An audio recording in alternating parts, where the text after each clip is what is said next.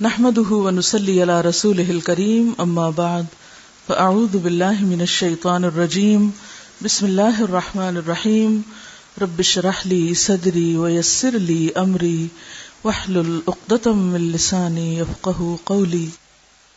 صفحہ نمبر 74 آپ صلی اللہ علیہ وسلم کی گفتگو، خاموشی، ہنسنا اور رونا، یعنی یہ عادات کس طرح کی تھیں؟ آپ صلی اللہ علیہ وسلم ازہد، فصیح اور شیریں بیان تھے. فصاحت کا مطلب ہوتا ہے بات کو کھول کر بیان کرنے والے، کم لفظوں میں زیادہ بات کرنے والے، اور شیریں بیان تھے. آپ کی باتوں میں مٹھاس تھی، سخت کلام اور سخت گو نہ تھے. حضرت عائشہ کہتی ہیں تمہاری طرح بڑبڑاتے نہ تھے، یعنی منہ میں نہیں بولتے تھے. بڑبڑانا کیا ہوتا ہے؟ خود سے خود باتیں کرنا، اپنے ہی منہ میں اپنے ہی کانوں کو سنوانا خود سے بول کے، بلکہ ٹھہر ٹھہر کر بولتے اور ایک ایک فقرہ اس طرح الگ الگ کر کے کہتے کہ مخاطب پوری طرح گفتگو یاد کر لیتا. اکثر جملے کو 3 مرتبہ دہراتے تاکہ خوب ذہن نشین ہو جائے، اور اس سے مراد ہر جملہ نہیں بلکہ وہ باتیں جن کا یاد کروانا اور لوگوں کو سکھانا مطلوب تھا. ہمیشہ خاموش رہتے، بلا ضرورت کبھی نہ بولتے. کتنی خوبصورت سنت ہے یہ. جب بولتے تو منہ بھر کے بولتے، کٹے پٹے لفظ نہیں، یعنی آدھا لفظ بولا آدھا کھا گئے، ایسی گفتگو نہ تھی آپ کی. آپ سب اس آئینے میں خود کو دیکھیں اور خود کو پرکھیں کہ کہاں کھڑے ہیں. ہم سنت کے شیدائی اہل سنت کتنا سنتوں کو فالو کر رہے ہیں. زبان پر ہمیشہ جوامع الکلم، جوامع کا لفظ جامع سے ہے. جامع کا کیا مطلب ہے؟ مختصر لفظوں میں زیادہ معانی کو جمع کر دینا. جچے تلے الفاظ ہوتے، مطلب سے ایک لفظ بھی کم یا زیادہ نہ ہوتا تھا. اگر کوئی بات ناگوار ہوتی تو چہرے کا رنگ بدل جاتا تھا اور مخاطب سمجھ جاتا کہ یہ بات بری معلوم ہوئی ہے. اس انداز میں بات کرنے والا، یعنی یہ ساری باتیں آپ دیکھیں، آہستہ بولنا، نپے تلے جملے، زیادہ خاموش رہنا، ضرورت کے وقت بولنا، یعنی کتنی خوبصورت عادتیں. اور اگر یہ عادات کسی کے اندر آ جائیں تو ہو نہیں سکتا دوسرے سے بلا وجہ کوئی جھگڑے ہوں یا فساد ہوں. عموماً جھگڑے فساد کب ہوتے ہیں؟ جب ہم بے احتیاطی سے زبان استعمال کرتے ہیں، صرف جذبات میں آ کر، سوچ سمجھ کے نہیں استعمال کرتے اپنی زبان کو. اور اگر اس انداز میں گفتگو کی جائے تو خود بخود زبان کی خطائیں کم ہو جائیں گی.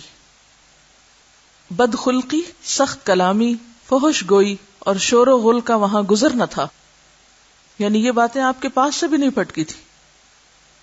ہنسی بس یہاں تک تھی کہ لبوں پر مسکراہٹ ظاہر ہو جاتی. اگر بہت زیادہ ہنستے تو باچھیں کھل جاتی. کہے نہ تھے، آواز کے بغیر ہنسنا. آپ کو بھی انہی باتوں پر ہنسی آتی جن سے سب ہنستے، یعنی جو ہنسنے کی بات ہوتی تھی اسی پہ ہنسا کرتے تھے، بے موقع نہیں ہنستے تھے. بعض لوگ دوسروں کی نادانی پہ ہنستے ہیں. کسی کے منہ سے کوئی غلط جملہ نکل گیا، کوئی بات کسی نے الٹ کر دی، آگے پیچھے کر دی، تو عموماً لوگ اس سے بہت انجوائے کرتے ہیں. اور کس طرح کے بدذوق لوگ ہیں کہ جو دوسروں کی غلطیوں پہ ہنسے. کسی نے کوئی ایسا سوال کر دیا کہ جو سمجھ یا عقل کے خلاف تھا تو اس پہ ہنسنا شروع کر دیا. تو یہ تمام چیزیں بد اخلاقی میں شامل ہوتی ہیں. ایسے مواقع پر ضبط نفس سے کام لیتے ہوئے دوسرے کی ناسمجھی پر ناسمجھ نہ بنے، سمجھداری کا ثبوت دیں. اگر دوسرے نے ناسمجھی کی اور ایسا سوال کیا جو عقل کے خلاف تھا تو آپ نے کیا کیا؟ آپ نے بھی ناسمجھی کا ثبوت دیا. وہ تو ناسمجھ تھا ہی، آپ بھی ناسمجھ بن گئے، فرق تو کچھ نہ رہا.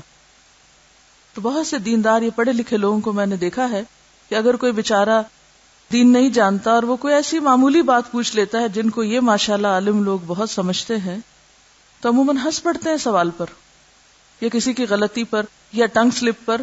ایسے مواقع پر خود کو کنٹرول میں رکھنا چاہیے. اسی طرح رونا بھی آتا تھا، یعنی آپ جہاں ہنستے تھے وہاں روتے بھی تھے، لیکن دھاڑے مار کے یا ہچکیوں سے رونا نہ ہوتا تھا آپ کا. صرف آنکھوں میں آنسو ڈبڈباتے.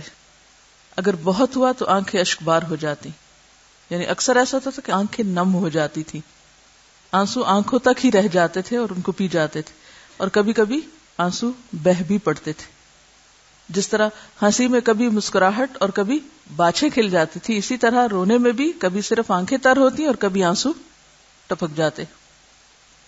اگر بہت ہوا تو آنکھیں اشکبار ہو جاتی اور گریے کی آواز سینے سے نکلتی معلوم ہوتی، یعنی آپ کے جسم پر اس کی کیفیت ہوتی تھی.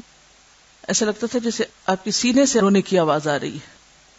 آپ کا رونا کبھی میت کے لیے ہوتا، کبھی اپنی امت کے لیے، کبھی خشیت الہی سے، کبھی قرآن سننے سے، جس میں شوق، محبت، خوف اور خشیت کی آمیزش ہوتی. ہمارا رونا کب ہوتا ہے؟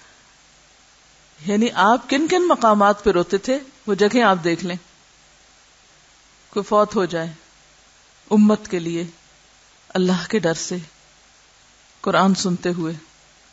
ہم کب روتے ہیں؟ جب ہمیں کوئی کچھ کہہ دے، جب ہمیں کسی کی کوئی بات ناگوار لگے، یا ہماری کوئی دنیا کا یا مال کا نقصان ہو جائے. ہمارے تو رونے ہنسنے کے پیمانے ہی فرق ہیں. ہنستے بھی بے وجہ ہیں اور روتے بھی بے موقع ہیں، اور پھر کہتے ہیں ہم آپ کو رسول مانتے ہیں، اسوہ حسنہ مانتے ہیں، جبکہ کبھی ایسی کوشش ہی نہیں کی کہ ان مقامات پر بھی ادب، آداب، تہذیب آپ سے سیکھی جائے. کیونکہ آپ اللہ کے محبوب تھے. کس وجہ سے؟ کہ آپ کی ایک ایک عادت اور ایک ایک طریقہ پیارا طریقہ تھا. جب آپ کے فرزند ابراہیم علیہ السلام کا انتقال ہوا تو آنکھیں آپ دیدہ ہو گئیں اور زبان سے صرف اس قدر فرمایا: تدمع العین ويحزن القلب ولا نقول الا ما يرضى ربنا وانا بك يا ابراہیم لمحزونون. آنکھ روتی ہے، دل رنجیدہ ہے، لیکن ہم وہی کہیں گے جس سے پروردگار راضی ہو. ابراہیم، تیرے لیے ہم غمگین ہیں. اسی طرح اپنی ایک صاحبزادی کو حالت نزا میں دیکھ کر روئے، یعنی جان کنی کا عالم تھا تو اس تکلیف کو دیکھ کر آپ روئے. ایک مرتبہ عبداللہ بن مسعود نے سورہ نساء سنائی، اور جب آیت فَكَيْفَ إِذَا جِئْنَا مِن كُلِّ أُمَّةٍ بِشَهِيدٍ وَجِئْنَا بِكَ عَلَى هَؤُلَاءِ شَهِيدًا، اس پر پہنچے تو رقت طاری ہو گئی. ایک مرتبہ سورج گرہن پڑا تو آپ نے صلاۃ الکسوف پڑھی اور نماز میں بہت روئے. رات کی نمازوں میں اکثر کیفیت طاری ہوتی تھی اور رویا کرتے تھے، نمازوں میں روتے تھے. آپ کی مسکراہٹ اور آپ کے رونے کے بارے میں 2 کتابیں ہیں بڑی خوبصورت، چھوٹے چھوٹے واقعات پر مبنی. رسول اللہ صلی اللہ علیہ وسلم کی مسکراہٹیں اور رسول اللہ کے آنسو. آپ کا خطبہ، آپ نے زمین پر کھڑے ہو کر بھی خطبہ دیا ہے، ممبر پر سے بھی، اونٹ کی پشت پر بیٹھ کر بھی. جب خطبہ دیتے تو آنکھیں سرخ ہو جاتی، آواز بلند ہو جاتی، غیظ و غضب از حد بڑھ جاتا، اور ایسا معلوم ہوتا گویا کسی فوج کو للکار رہے ہیں. خطبہ اس طرح شروع فرماتے تھے: اما بعد فإن خیر الحدیث کتاب اللہ وخیر الہدی ہدی محمد صلی اللہ علیہ وسلم وشر الامور محدثاتها وکل محدثۃ بدعہ وکل بدعۃ ضلالہ. سب سے بہتر گفتگو کتاب اللہ ہے، سب سے بہتر ہدایت محمد صلی اللہ علیہ وسلم کی ہدایت ہے، سب سے بری چیز بدعت ہے اور ہر بدعت گمراہی ہے. ہر خطبہ حمد و ثنا سے شروع کرتے. رہا بہت سے فقہا کا یہ کہنا کہ خطبہ استسقاء حمد کی بجائے استغفار سے اور خطبہ عید تکبیر سے شروع کرنا چاہیے، تو یہ دعویٰ بلا دلیل ہے، کیونکہ سنت نبوی میں اس کا کہیں ثبوت نہیں ملتا، بلکہ عمل نبوی اس کے سراسر خلاف ہے. آپ ہمیشہ خطبہ کھڑے ہو کر دیتے تھے. مراسیل عطا میں ہے کہ جب ممبر پر کھڑے ہو جاتے تو لوگوں کو مخاطب کر کے فرماتے: السلام علیکم. شعبی کا قول ہے کہ حضرت ابوبکر اور عمر کی سنت بھی یہی تھی. بسا اوقات خطبہ صرف قرآن سے مرکب ہوتا، یعنی اور کوئی بات نہیں کرتے تھے، صرف قرآن پڑھ کر خطبہ ختم کر دیتے. صحیح مسلم میں ام ہشام بنت حارثہ کی روایت ہے کہ سورہ قاف میں نے خود حضرت صلی اللہ علیہ وسلم کی زبان مبارک سے سن سن کر یاد کی ہے، کیونکہ آپ ہر جمعہ میں اسے منبر پر بطور خطبہ کے پڑھا کرتے تھے. سورۃ قاف کون سی ہے؟ سورۃ قاف، کہف نہیں، قاف والقرآن المجید. اس کو کوشش کریں تو پوری بھی یاد کر سکتے ہیں، بہت خوبصورت سورت ہے. تو صحابیہ کہتی ہیں کہ صرف آپ سے سن سن کر مجھے یہ زبانی یاد ہوگی، نہیں اتنی کثرت سے آپ نے اس کا خطبہ دیا.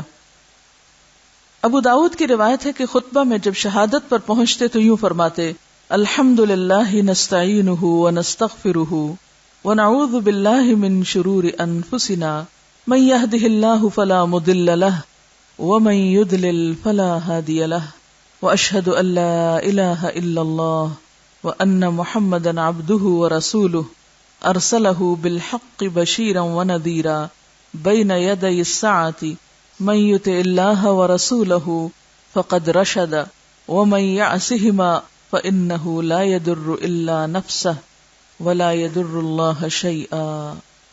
خطبہ کا موضوع اللہ تعالیٰ کی حمد و ثنا، اس کے اوصاف و کمالات کا بیان، اصول اسلام کی تعلیم، حالات جنت، دوزخ کی تشریح، تقوی الہی کی ہدایت اور خدا کی ناراضگی اور خوشنودی کے اسباب کی تفصیل ہوتا تھا۔ ہر موقع پر خطبہ کے مطالب ایسے ہوتے جو مخاطبین کی حالت اور ضرورت کے مناسب ہوتے۔